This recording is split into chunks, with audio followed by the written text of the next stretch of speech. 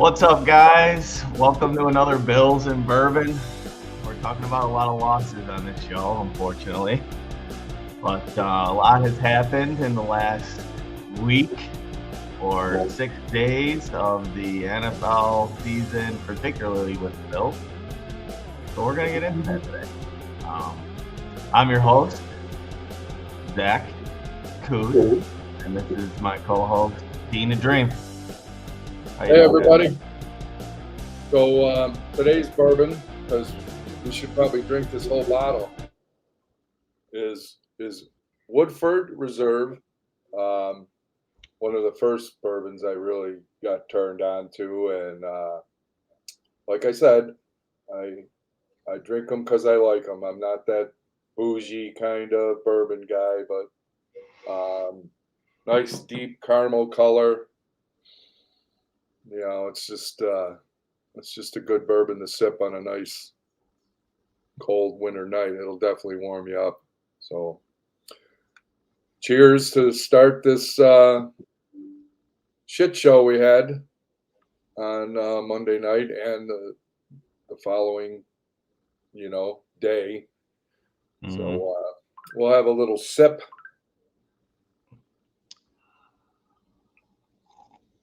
And then nothing like a 12:35 sip of bourbon on a Saturday. Yeah. I'll let Zach start. He's been chomping a bit. So Dad and I were lucky enough to go to the Bills game on Monday. Very excited. Great weather, great atmosphere, terrible football. But you know what? Haven't been to a game in quite some time, so it was a lot of fun to see it in person. But the Bills fall to the Broncos 24-22 on a 12 men on the field penalty on the last play of the game. Following the game, the next morning they fired offensive coordinator Ken Dorsey. And what do you think about that firing, Dad? Well, I noticed that if you look at all the talking heads on TV, all the different sports talk shows, and they're crucifying us on firing Dorsey because I don't know, we were second in total yards. Our statistics, we're in the top 5 of the league, but they lose. Statistics don't matter. Wins matter, and something had to be done. I mean, no, everybody's. What are they going to do? They're not going to fire McDermott during the season. They're not going to bench Josh. Right. And frankly, some of the play calling. I mean, it's been so vanilla. I mean, you're seeing on reports from other players. Patrick Peterson came straight out and said the Bills' offense is simple to defend, and the only way we will win is Josh has to be Superman, and the last 5 games it ain't Superman. But when you have players in the league, defensive backs coming out and saying, we know just by the way they line up what the play is going to be. That can't happen. You have to have some innovation, and you can't have teams know what you're going to do. That's just bizarre. And even Dan Orlovsky. Yep. I mean, he really likes Josh and the Bills, but he came out and said it too, that it's such an easy offense to defend unless Josh is Superman. So something had to change. I mean, Dorsey, something had to change. We're in the full desperation mode. I mean, we have a very slim chance. We'd probably have to run the table. Yeah, I agree. Just you might have one maybe 2 losses to spare over the next 7 games. Yep. And the Bills have the toughest schedule moving forward of any team in the NFL. Well, they got to get to at least 10, and they're only They at got to 5. get to 10. They got to get to 10, which is 2 losses in the next 7 games. So, And they have um, Philly away, Kansas City away, Dallas here. So they have some. Even the Jets this week. Who knows? You know, they haven't yeah. scored a touchdown in like 36 drives. You watch on Sunday. No, yeah. Well, what does the ticker say? They lost to the Raiders that last week. What was it? Crappy game, 16-13, something like that. But it just seems like every team that we play against plays their best football game against the Bills. And, you and I have talked about this. Do the Bills just stink, or do these other teams just come out and ball out? Like, look at the Jaguars. They scored 3 points against the 49ers. What is that? The 49ers, they're not that good where he can't score a touchdown, where what's-his-face can't score a touchdown. Yeah, Trevor Lawrence looked like crap. Trevor Lawrence, yeah. I mean, we get, because we were top of the heap not top of the heap, but one of the top 2-3 teams in the AFC, definitely we get full attention from everybody who plays us. They seem to have just a little more incentive to play well against us, and they do. I mean, Cincinnati, they do. There's those games that we lost to the Patriots. You watch Mac Jones. How could we let him drive down the field and score a game-winning touchdown? He absolutely stinks. Yeah, he does. But that game, he does stink. Out of nowhere, it just seems to happen to us. The Bills fan base have been tortured for 40 years. Mm-hmm. Shit happens to it. Look at it at the end of the game. We would have won. It would have been a legit win. We would have won. And of course, we put 12 men on the field. The emotions of being at that game were just unbelievable. 1 minute, I was jumping up and down, screaming because they missed the field goal. Then, 12 men on the field, re-kick, 5 yards closer. Obviously, he's going to make it the second time. Obviously. Always. So, but anyways, back to Ken Dorsey and all the statistics guys talking about the EPA and, first down success and percentage. Yeah. They leave out that does not include turnovers. So that only includes when the ball is moving in the correct direction. So when the drive totally stops, it doesn't include turnovers, and they leave out one very specific important statistic, and that is wins and losses. So if you have the best statistics in the league and you're losing games, statistics don't matter, just like you said. But with that being said, so it's Saturday today, so I've had 5 days to absorb all of the Twitter, Bills articles, ESPN, which is crap these days, unfortunately. But I watched all of the Bills players' press conferences. And based off of what they say, I really don't know if it really was Ken Dorsey. I think that the real issue is Sean McDermott. You could see the decline as soon as 13 seconds happened. After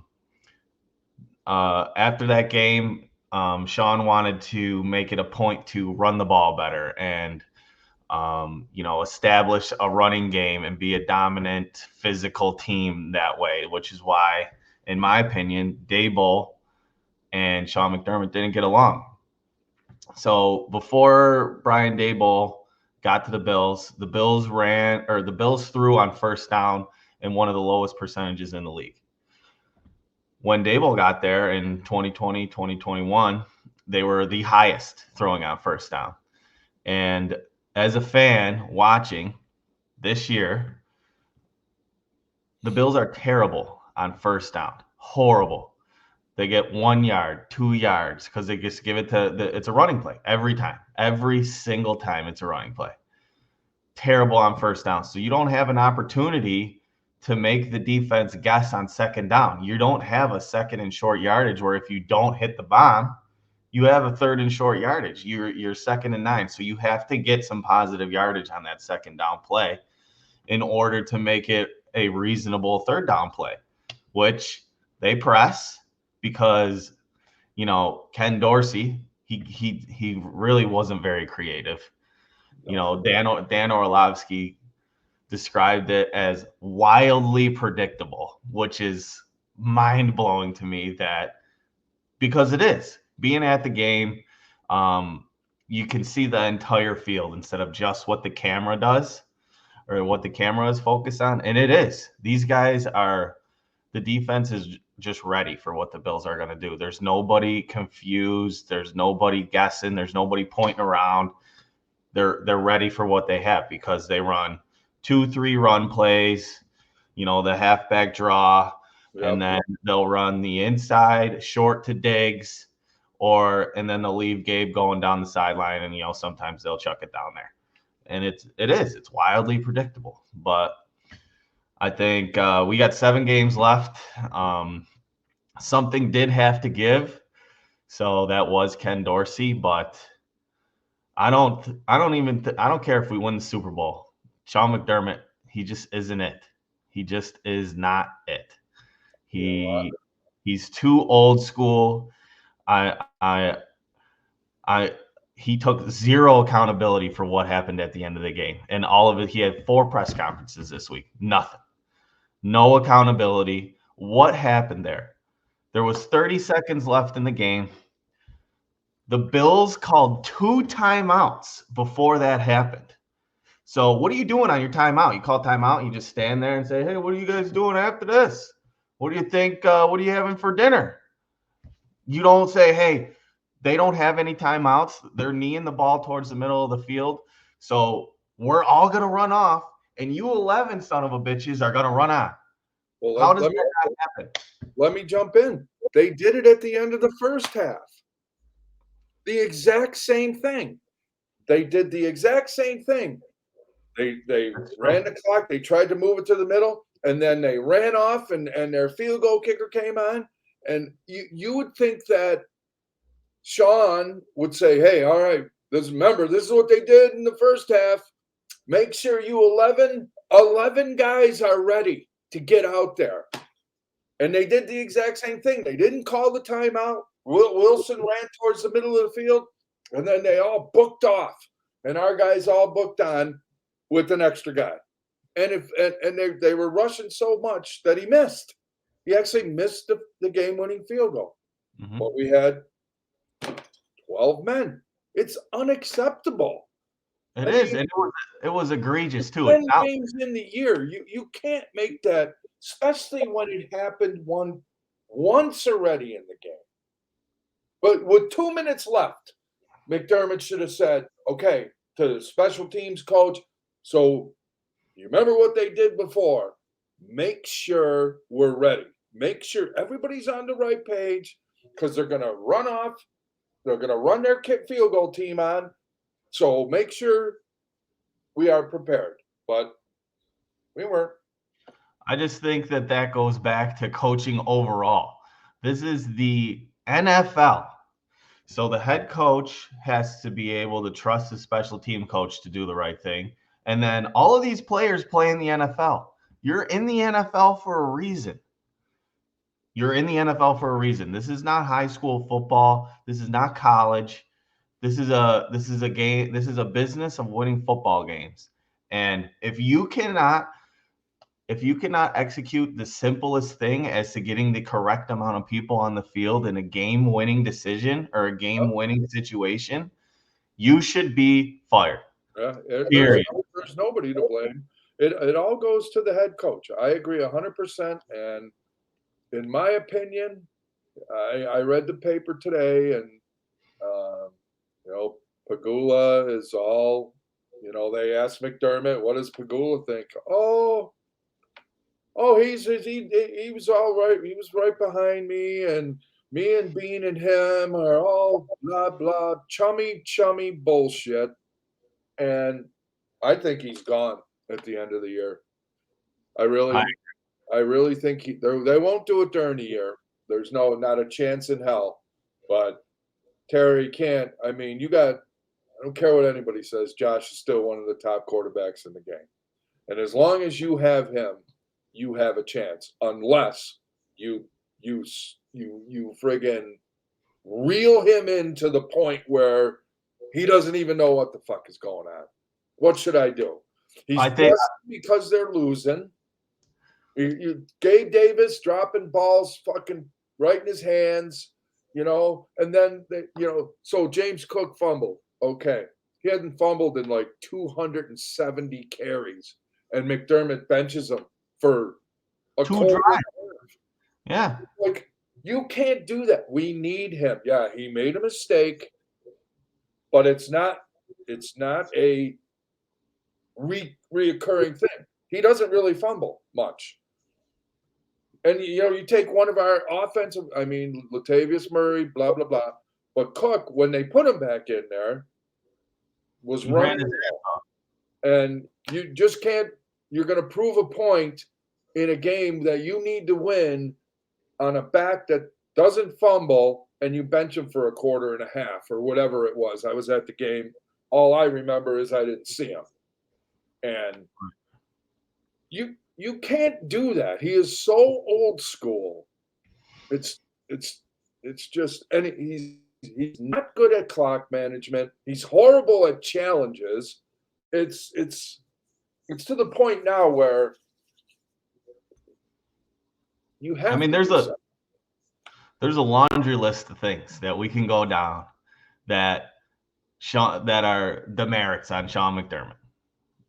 Well, the biggest one.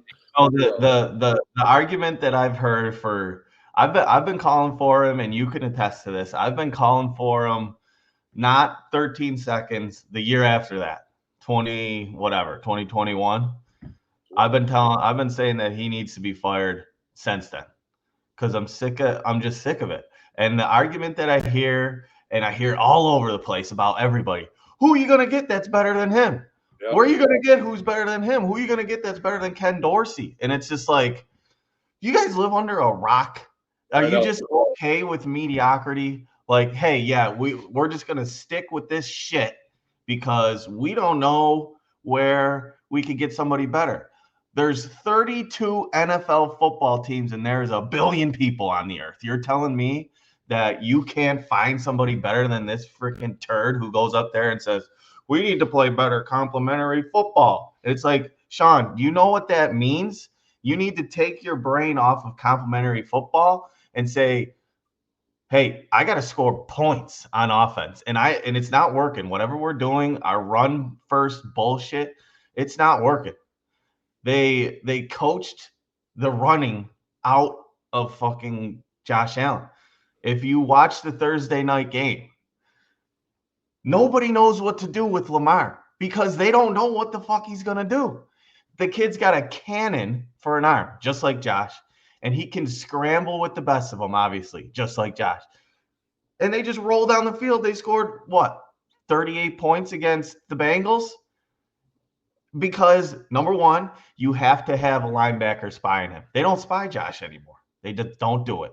So that linebacker either rushes or he drops back into coverage. So that's one less guy who's doing something. He's just standing there waiting for Josh to run. And many times we have seen Josh rolls out of the pocket. He could run for 10, 15 yards without being touched. And he's got to try and huck it down the field. Yep. And he's looking because he's in his mind. He's saying, I shouldn't run.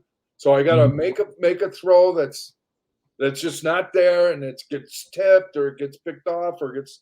So here's a stat. Bills are 17-1 when Josh runs 10 times or more. Guess how many times he's run for 10 times or more this year? 0. 0. Mhm. 0. 17-1 they are. Do these really? Does McDermott live under a rock? Do they have analytics and go back and say, "Oh, look what we did here. Josh run 11 times for 70 yards. We won.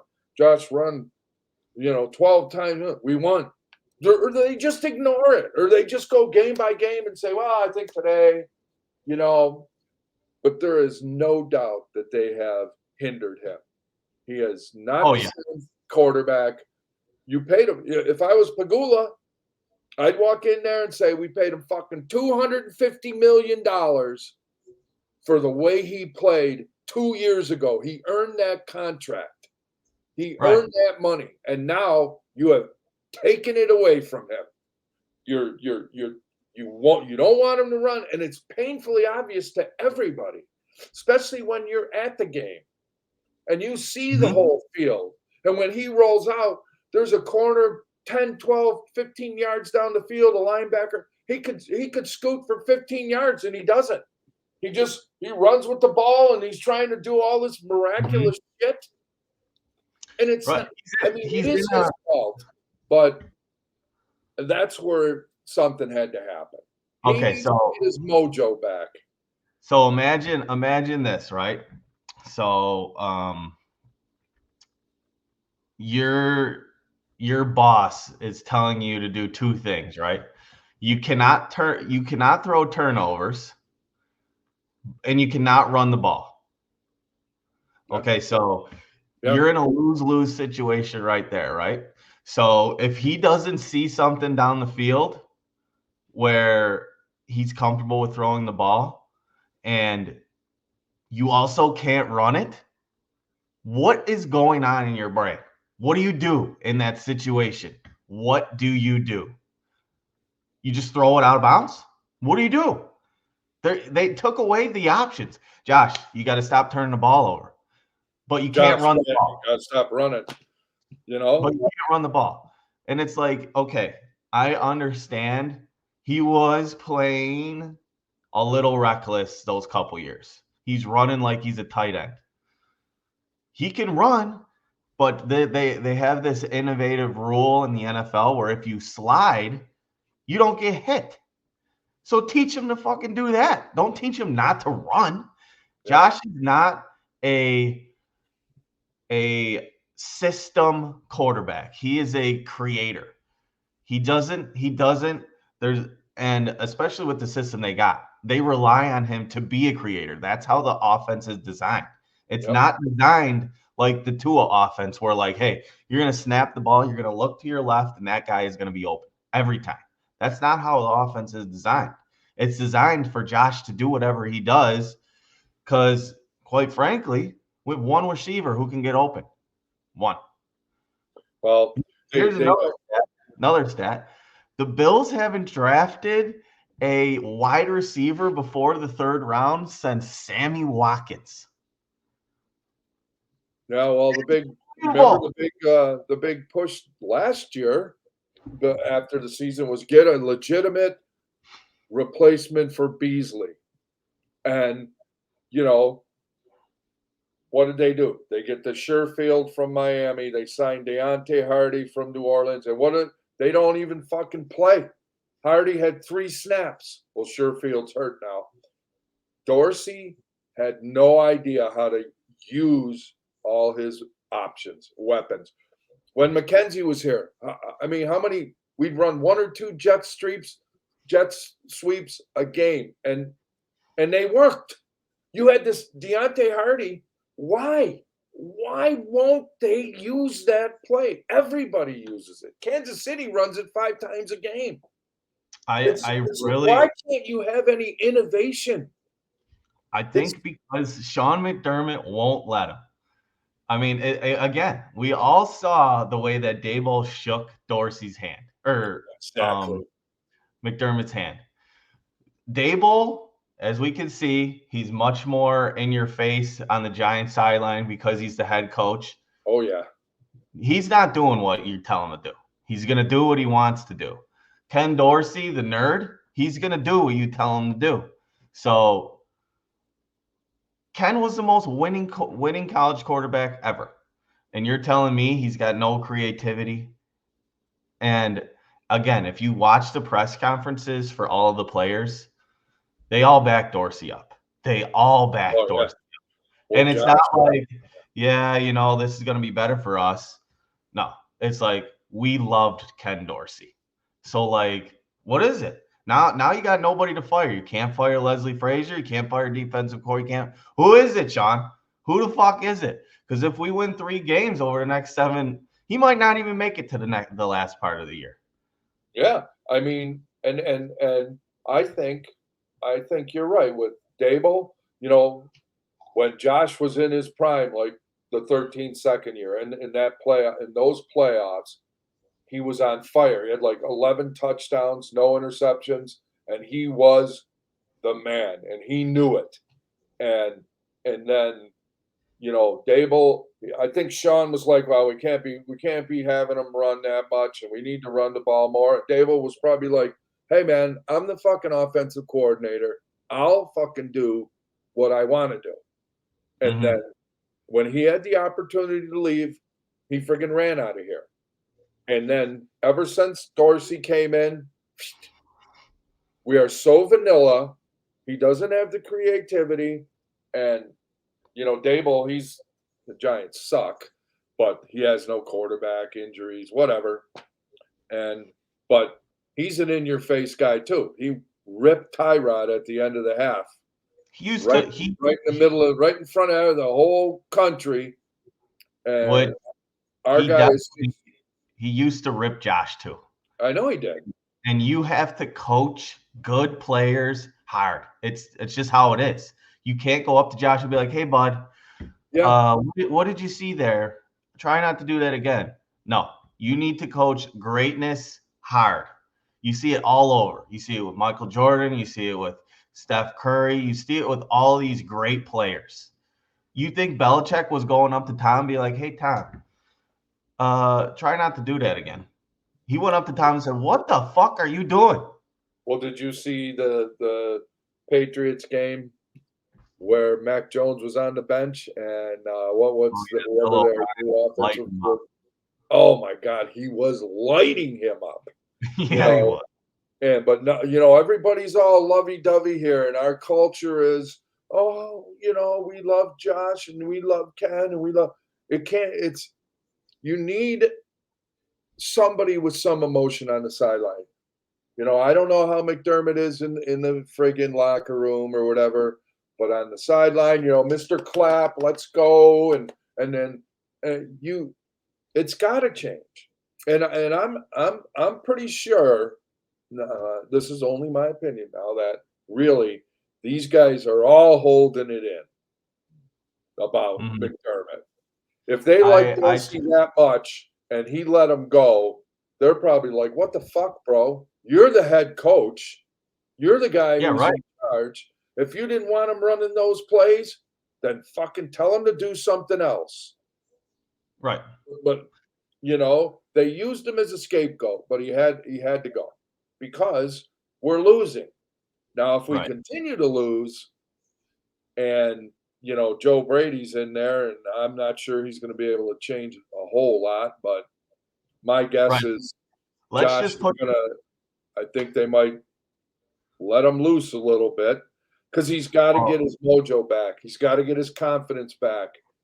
You can't, he sits on the sideline. He looks dazed and confused.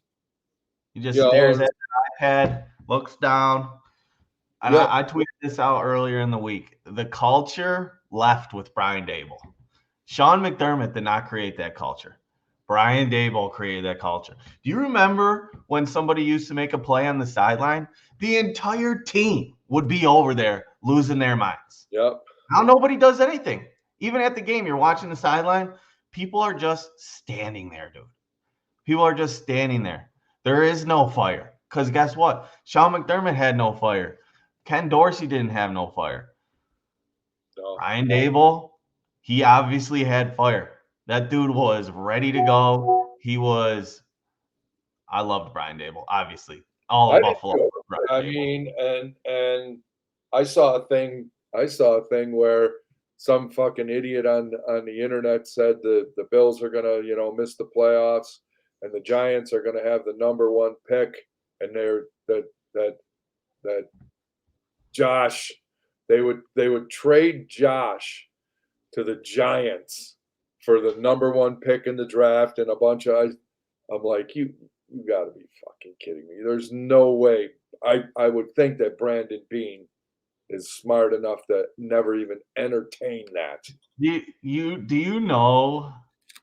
It's almost there's two players on our team, or there's three really, who is pretty much impossible to get rid of.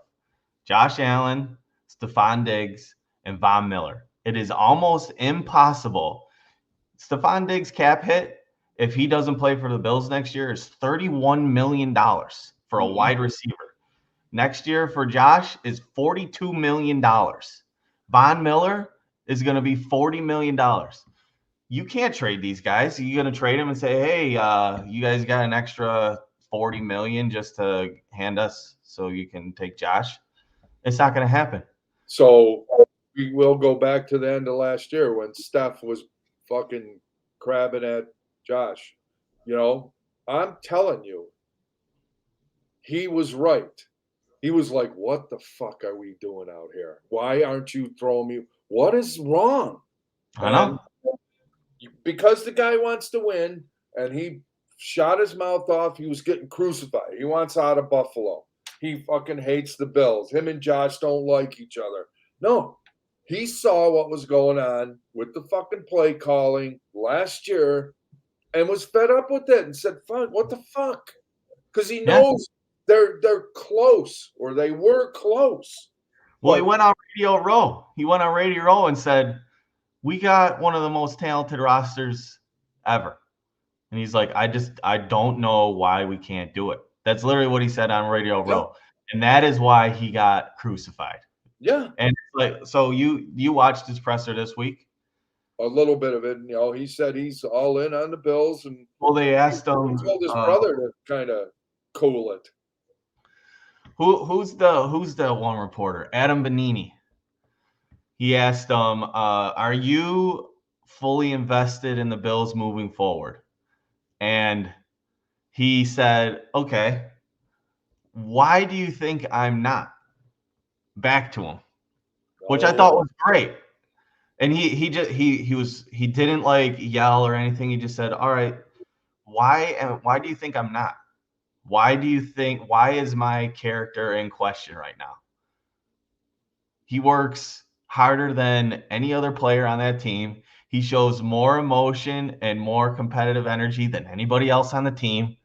If anything, you should want him to be there. Act like that. It was mind blowing to me. And I thought he did a great job in that presser because it's a bunch of crap. Just, his brother, Trayvon Diggs, he's got an ACL injury. He's sitting on a couch. He has nothing to do. He's a grown-ass man who can do whatever he wants. Yeah, but he's like, Josh didn't get good till Steph got there, and he's got to get out of Buffalo. And, and then them talking heads in the press, they run with that shit. And oh, yeah, they do.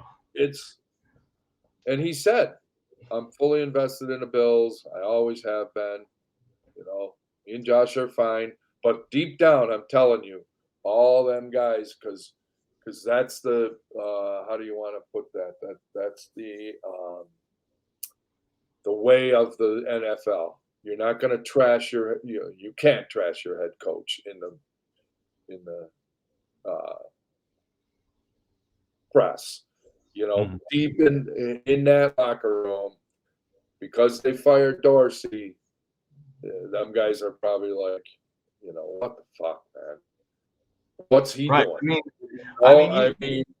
I mean, the look on Josh's face when they fired him was like somebody killed his dog, like for like days in a row. Like you could tell that he really loved Ken Dorsey, and like we've been talking about how Dorsey is the issue and everything, and like players they're in the NFL for a reason, number one. So they know what is good and what isn't. So if they know that Sean McDermott is playing a major role in how the offense is called, then they're going to act the way that they acted this week. I was shocked to hear how much backing the players gave him. I just couldn't believe that nobody was like, yeah, we're ready to go. We got to change. This is what nobody said that. Yeah. Nobody said that. And nobody was like, yeah, this is going to be good for us and blah, blah, blah. And yeah, they all were like, Gabe Davis came out and said, yeah, did Dorsey make me miss?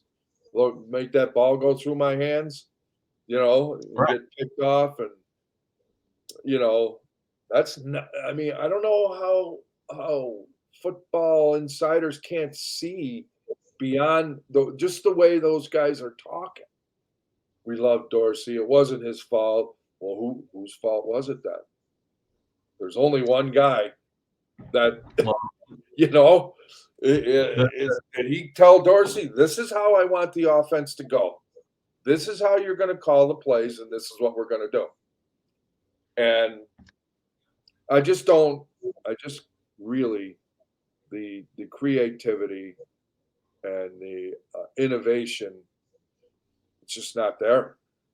No, it's not. They run a series of 7 or 8 the same plays, and people know it. I mean, really, football people that just by the way we line up these guys on defense, we're so predictable. If Kincaid's in the slot, okay, they're going to do one of two things, and we're going to make sure they don't do either one of them. Either he's going to throw it to Kincaid or he's going to turn and hand it to James Cook, and we're ready. And it's what's it, 6 games now in a row where we haven't scored more than 30, not even 25 points, 6 games in a row. 25. It's how can you not say that something had to change? I agree. So we got to see, right? What is your confidence in Joe Brady being able to right the ship? Obviously, and I'll put this out there right now, it's not going to look a lot different. It's not going to. Number one, they're on a short week.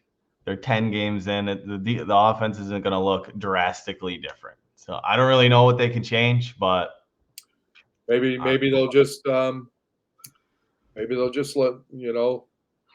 unleash Josh a little bit more. Maybe say, hey man, now's the time. You got to do what you got to do to win games. So if you need to take off, fucking take off. Just be smart about it. Like you said, get down. But I mean, what I didn't realize is, where we got Joe Brady from? Carolina Panthers. I mean, what is our contact? I mean, that's another thing. Does McDermott only take? I mean, we have Aaron Cromer, Carolina Panthers, special teams coach, Carolina Panthers, Joe Brady, Carolina Panthers, Ken Dorsey, Carolina Panthers. It's like, okay, enough's enough, man. I mean, they weren't this great franchise. Yeah, they had Cam Newton and they did go to the Super Bowl, but which they looked like garbage in that Super Bowl, and that was Sean McDermott's defense. Peyton Manning scored 1 million touchdowns on them. Yeah, so Joe Brady, he actually was their offensive coordinator for 1 year, but I saw or I heard on the radio that it was a power struggle because they wanted Christian McCaffrey to run the ball 35 times a game, and Brady wanted to throw the ball, and that's how that went down. Matt Rule was the coach, and he said we're going to give McCaffrey the ball as much as we can, and Joe Brady was like, maybe we should throw it. I mean, this is just what I heard, and then after 1 year, you're done. Or end of a half a year and then another year. Yeah, Matt Rule only lasted like 18 months there. I know he stunk too, but I mean, if you really want to talk about it, he was the offensive coordinator for LSU when they won the ship in college, which obviously that might have been the best college football team ever. Oh, that Joe Brady was? Yeah. Yeah, I mean, there's a lot of people coming in saying that, he's a good man for the job, but it's only temporary. If Sean doesn't go out and fucking look for, like search high and low and just says, "Oh, we're going to go with Joe Brady next year," just like they did with Dorsey, because Josh endorsed him. No, that's the too much buddy bullshit.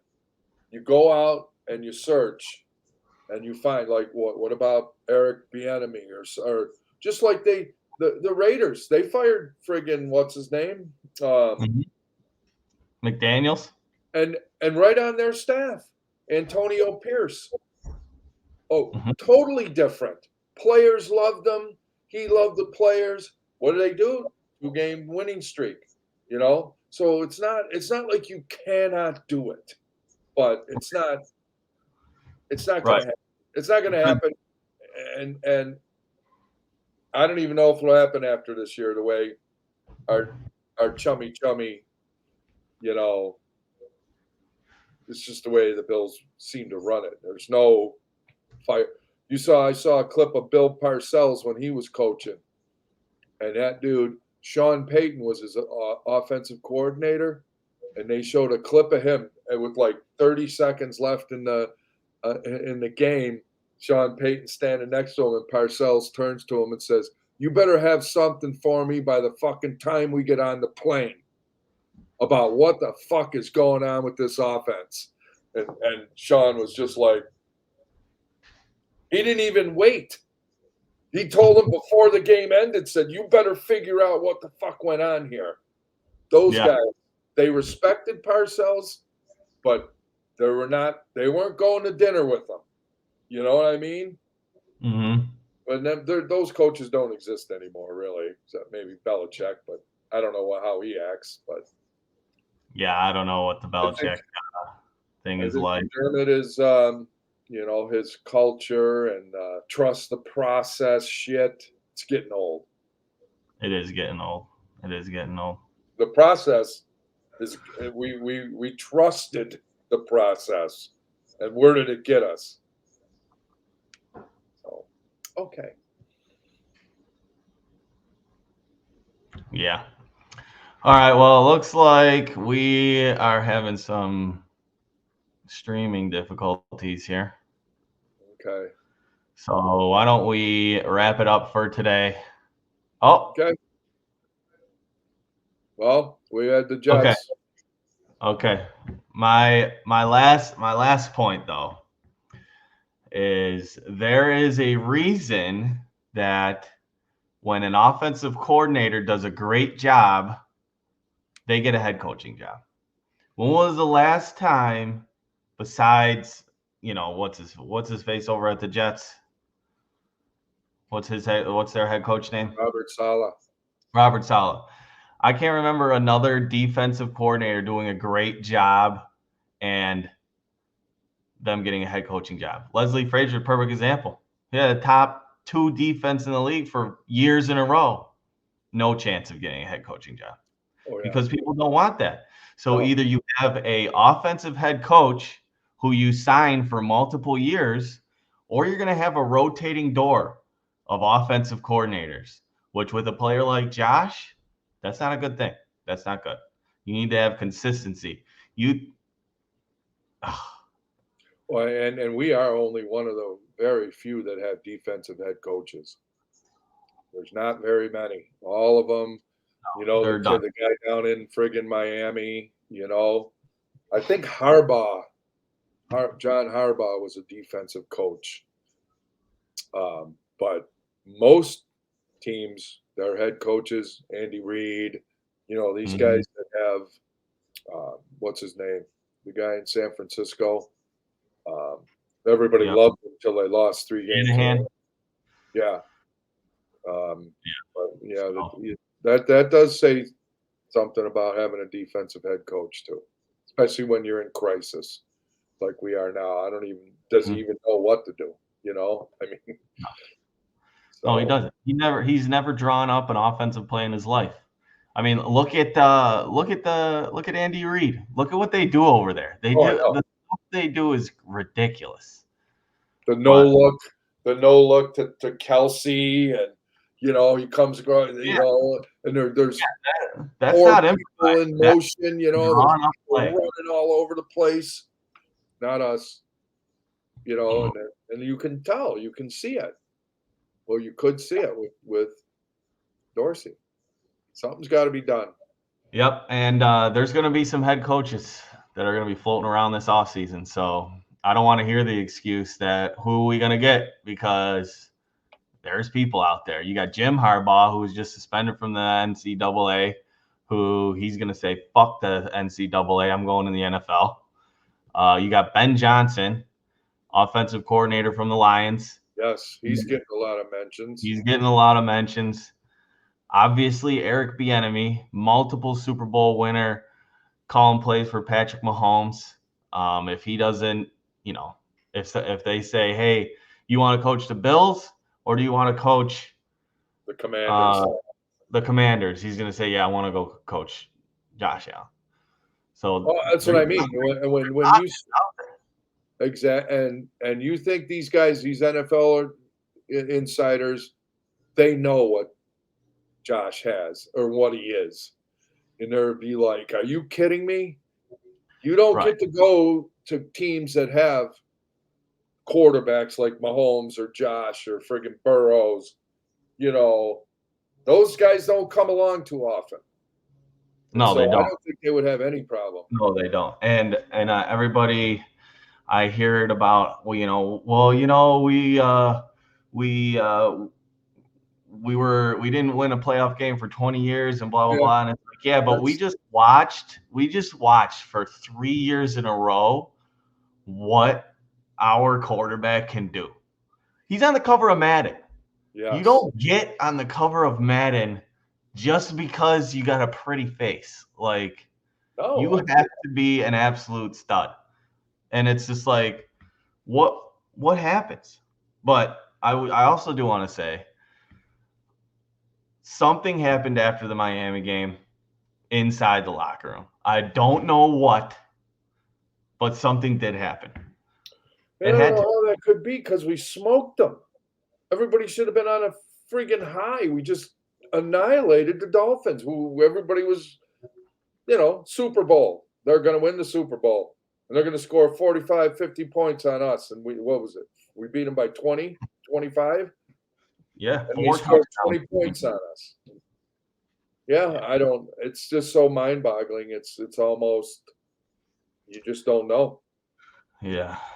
So if you guys have an idea of what you think happened on the inside of that locker room, because even though Vaughn and everybody, they say nothing happened, Yeah, but that's a lot. they'll never air their laundry in the press. Never. I wish they would. I wish they I would. know. Don't you wish you could be a fly on the wall I do. after or during where like after we lost this game or how we lost to the friggin' Patriots? What the fuck do they say?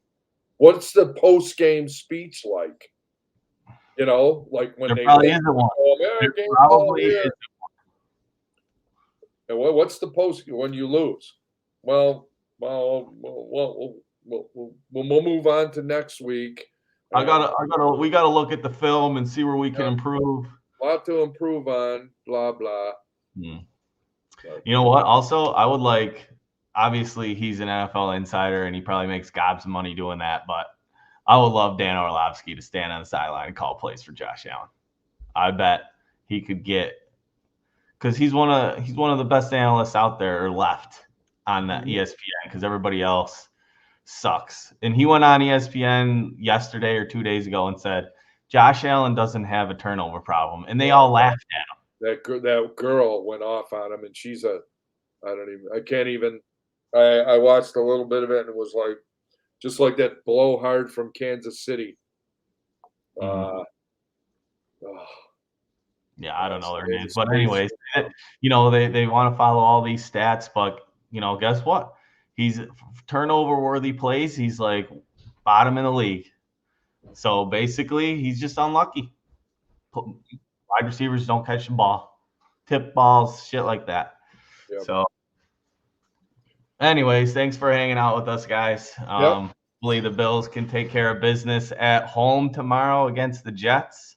Yes, it should be interesting. Gotta watch the game just to see what the difference in the offense and maybe the attitude of the team changes. Oh, Because yeah. the Jets defense is no slouches. If anything, I would just like to see a little bit more energy. That's all. Yep. If nothing else changes, I'd be happy with more energy because if they lose tomorrow, you might, it's over. They're done. Put a fork in them if they lose tomorrow. Like I said earlier, they're hanging by just a thread right now. So we'll reconvene after the Jets game.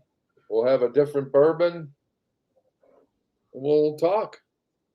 Yeah, guys, like, subscribe, leave a comment. Somebody like, let us know what you think. And we'll see you next week. See you. All right, guys. Take care.